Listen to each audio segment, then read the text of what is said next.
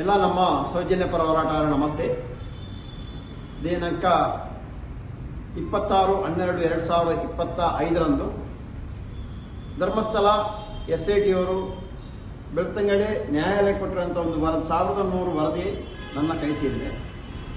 ಈ ವರದಿ ನನ್ನ ಕೈಗೆ ಸೇರೋ ಮುಂಚೆನೇ ಜಾಲತಾಣದಲ್ಲಿ ನ್ಯಾಯಾಲಯ ಸೀಲ್ ಇರುವಂಥದ್ದು, ಇಲ್ಲದೇ ಇರುವಂಥದ್ದು ಮತ್ತು ಕೆಲವೊಂದು ಕಂಪ್ಯೂಟರಲ್ಲಿ ಟೈಪ್ ಮಾಡಿರುವಂಥ ವರದಿಗಳು ಜಾಲತಾಣ ಹರಿದಾಡ್ತಾ ಇದೆ.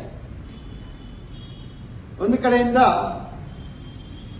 ವಕೀಲರಾಗಿದ್ದ ಧನಂಜಯ ಸರ್ ಹೆಸರು ನಾವು ಪ್ರಸ್ತಾಪನೆ ಮಾಡಿದ್ವಿ. ಅವರು ಸೇರಿ ಇದು ಹುನ್ನಾರ ಮಾಡುವುದು, ಷಡ್ಯಂತ್ರ ಮಾಡೋದು ನಾನು ಹೇಳಿದ ಒಂದು ಹೇಳಿಕೆಯನ್ನು ಅವರು ನಾನು ಹೇಳಿಲ್ಲ, ಅದರ ಹೇಳಿಕೆಯನ್ನು ಒಂದು ಪ್ರಶ್ನೆ ರೆಡಿ ಮಾಡಿ ಅದು ಜಾಲತಾಣ ಹರಿದಾಡ್ತಾ ಇದೆ. ಆ ಹೇಳಿಕೆ ಇದರಲ್ಲೂ ಇದೆ. ಏನಂತ ಹೇಳ್ತೀನಿ ನಾನು ನೋಡಿ. ಧರ್ಮಸ್ಥಳ ದೇವಸ್ಥಾನವನ್ನು ಸರ್ಕಾರ ವಹಿಸಿಕೊಳ್ಳಬೇಕು.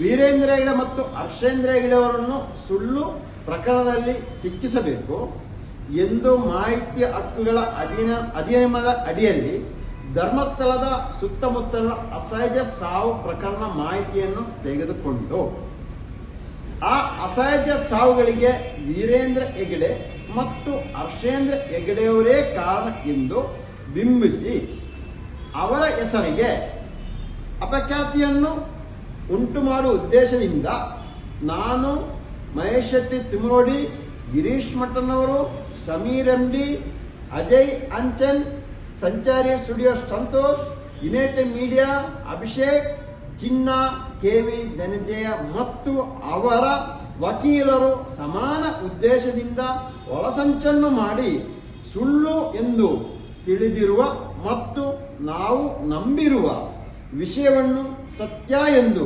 ಪೊಲೀಸ್ ಅಧಿಕಾರಿಗಳಿಗೆ, ನ್ಯಾಯಾಲಯಕ್ಕೆ ತಿಳಿಸಿ ಈ ಕೃತ್ಯವನ್ನು ಎಸಗಿರುತ್ತೇವೆ. ಇದು ನನ್ನ ಸ್ಟೇಟ್ಮೆಂಟ್ ಅಂತ ಹೇಳ್ತಾ ಇದ್ದಾರೆ. ಯಾವುದೇ ಕಾರಣಕ್ಕೂ ಈ ತರ ಸ್ಟೇಟ್ಮೆಂಟ್ ನಾನು ಕೊಟ್ಟಿರುವುದಿಲ್ಲ. ಇದೇ ಜಾಲತಾಣ ಹರಿದಾಡ್ತಾ ಇದೆ. ಅದೇ ರೀತಿಯಲ್ಲಿ ಇನ್ನೂ ಕೊಡ್ತೇವೆ ನಿಮಗೆ. ಸ್ಟಾರ್ಟಿಂಗ್ ಅಲ್ಲಿ ಇನ್ನೊಂದು ಇದರಲ್ಲಿ ಬರೆದಿದೆ. ಇದರಲ್ಲಿ 4-5 ಅಂಶಗಳನ್ನು ಎಷ್ಟು ಇವರು ಪ್ರಸ್ತಾಪನೆ ಮಾಡಿದ್ದಾರೆ. ಇದಕ್ಕೇನೆ ನಾನು SIT ಕೆಲವೊಂದು ಅಧಿಕಾರಿಯ ಮೇಲೆ ರಾಜ್ಯಪಾಲರಿಗೆ ದೂರು ನೀಡಿದ್ದೀವಿ. ಅದು ತನಿಖೆ ಆಗಬೇಕಷ್ಟೇ. ಇನ್ನು ನೋಡೋಣ ಇದರಲ್ಲಿ ಯಾವ ತರ ಅಂತ ಹೇಳಿದ್ರೆ, ಚಿನ್ನಯ್ಯನನ್ನು ನಾನು ಕರೆಸಿ ನನ್ನ ಮನೆಯಲ್ಲಿ ಯಾವ ರೀತಿಯಲ್ಲಿ ಚಿನ್ನಯ್ಯನಿಗೆ ಹೇಳ್ಕೊಟ್ರು ಅಂತ ಹೇಳಿದರೆ, ನನ್ನ ಮನೆಗೆ ನಾನು ತೆಗೆದುಕೊಂಡ ಒಂದು ಹೊಸ ಸ್ಯಾಮ್ಸಂಗ್ ಮೊಬೈಲ್ನಲ್ಲಿ ನಮ್ಮ ಮನೆ ಹಾಲ್ನಲ್ಲೇ ಚಿನ್ನನ ವಿಡಿಯೋ ಮಾಡಿರುತ್ತೇನೆ. ಮನೆಯ ಲೈಟ್ಗಳನ್ನು ಆಫ್ ಮಾಡಿ ವಿಡಿಯೋ ಮಾಡುವ ಉದ್ದೇಶದಿಂದಲೇ ನಾನು ಮನೆಯಲ್ಲಿ ಇಟ್ಟುಕೊಂಡಿದ್ದ ಫೋಕಸ್ ಲೈಟ್ಗಳನ್ನು ಹಾಕಿಕೊಂಡು ವಿಡಿಯೋ ಮಾಡಿರುತ್ತೇನೆ. ಆ ವಿಡಿಯೋದಲ್ಲಿ ಸೌಜನ್ಯ ಕೊಲೆ, ವೀರೇಂದ್ರ ಹೆಗಡೆ, ಹರ್ಷೇಂದ್ರ ಹೆಗಡೆಯವರ ಯಾವರು ರೇಪ್ ಮಾಡಿ ಕೊಲೆ ಮಾಡಿಸಿರುತ್ತಾರೆ. ಧರ್ಮಸ್ಥಳದಲ್ಲಿ ಹಲವು ಜನಗಳನ್ನು ಊತಾಕಿರುತ್ತೇನೆ ಎಂದು ಚಿನ್ನನ ಕಡೆಯಿಂದ ಹೇಳಿಸಿ ವಿಡಿಯೋ ಮಾಡಿಸಿಕೊಂಡಿರುತ್ತೇನೆ. ಅಂದ್ರೆ ಚಿನ್ನಯ್ಯನಿಗೆ ಇದೆಲ್ಲ ನಾನು ಹೇಳಿಕೊಟ್ಟು ವಿಡಿಯೋ ಮಾಡಿಸಿದಂತ. ಸ್ವಾಮಿ ಬಂದಿರೋದು 29 ತಾರೀಕು ಮಾತಾಡಿಸಿದೆ. ಸಾಯಂಕಾಲ ಟೈಮು ಏನು ವಕೀಲ ಆಫೀಸಲ್ಲಿದ್ದೆ ಅಲ್ಲಿ ಮಾತಾಡಿಸಿದೆ. ಮಾರನೇನ ಬೆಳಿಗ್ಗೆ 12 ಗಂಟೆಯಿಂದ ಇದ್ದ ಟೈಮ್ಸ್ ಕೇಳ್ತೀನಿ. 1 ಅವರ್ ವಿಡಿಯೋ ಮಾಡಿದೆ. ಅವಾಗ ಏನು ಯಾವ ಉದ್ದೇಶಕ್ಕೆ ಬಂದಿರೋದು ಎಲ್ಲವನ್ನು ತಿಳ್ಕೊಂಡ ನಂತರ ನಾನು ಅದನ್ನು ವಿಡಿಯೋ ಮಾಡಿಸಾವುದು ವಿಡಿಯೋ ಮಾಡಿಸಿಟ್ಟಿದೆ. ಆ ನಂತರ ಕೇಳ್ತಾ ಇದ್ದಾನೆ ಅಂತ ನೋಡಿ.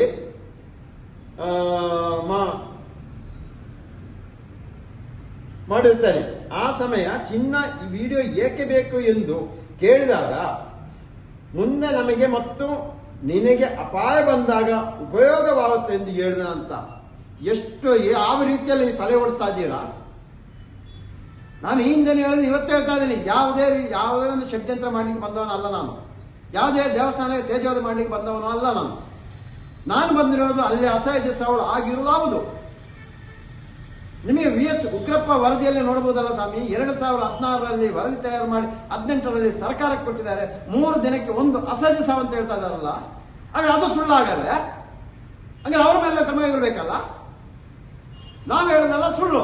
ಹಾಗಾದ್ರೆ ಅವ್ರು ಹೇಳೋದು ಅದು ಸುಳ್ಳೇನಾಗಾದ್ರೆ